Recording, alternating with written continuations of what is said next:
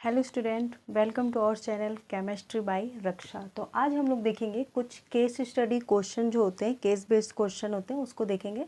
जैसे आपको क्या दिया रहेगा, कुछ पैसेज दिया रहेगा और पैसेज में ही छुपा रहेगा क्वेश्चन जो यहाँ है उसका सोल्यूशन। ठीक, कुछ तो क्वेश्चन के हम लोग फार्मूलाज अगर याद है तो आप लगा सकते हो और कुछ हम लोग को यहाँ से देख के।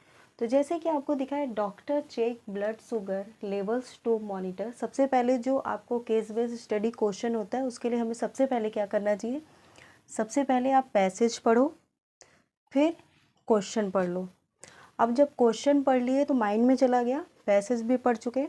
अब जो जो क्वेश्चन, पहला क्वेश्चन उठाओ और इसमें टिक लगाते जाओ। जैसे लिखा है पहला, असर्शन रीजन का क्वेश्चन है।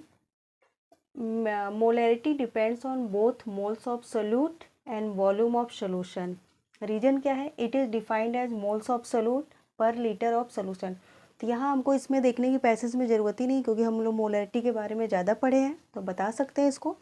मीन्स यहाँ पे क्या है, एसर्शन भी सही है, रीजन भी सही है, और रीजन जो है वो क्या कर रहा है, आपका जो एसर्शन है उसको एक्सप्लेनेशन भी कर रहा है। तो इसका मतलब है आपका बोथ करेक्ट है। और ठीक है, अब यहाँ पे आते हैं second, how many moles of glucose are present in 0.9 gram of sample. तो देखो मोल कैसे निकालते हैं, मोल को निकालने के लिए गिवन मास अपॉन क्या होता है, मोलर मास। तो आपका गिवन मास क्या है 0.9, और कहाँ है 0.9, यहाँ पे भी दिया है 0.9। फिर क्या निकालना है, मोलर मास। मोलर मास किसका निकालना है, ग्लूकोज का। तो ऑलरेडी यहाँ पे दिया है, देखो मोलर मास 180 ग्राम। तो आप क्या करो, अपॉन 180। जब आप इसको डिवाइड करोगे तो आएगा ऑप्शन ए 0.005 मोल। ठीक, नेक्स्ट आते हैं, volume of blood sample equal to 100 ml equal to 0.1 litre. Molarity of glucose, molarity of glucose बताना है। कैसे मोलैरिटी ऑफ ग्लूकोज बताएंगे, पता है आपको मोलैरिटी कैसे निकालते हैं, capital M upon N upon V। तो यहाँ पे वॉल्यूम ऑफ, अभी हम लोग मोल निकालें, कितना आया 0.005 वॉल्यूम। तो नेक्स्ट क्वेश्चन करते हैं, volume of blood sample equal to 100 ml equal to 0.1 litre. Molarity of glucose आपको फाइंड करना है। तो मोलैरिटी को आपको पता है कैसे निकालना है, N अपॉन V से। तो यहाँ आपका अभी मोल अभी हम लोग निकाले हैं 0.005 ml। ठीक, वॉल्यूम क्या है, यहाँ पे दिया हुआ है 0.1।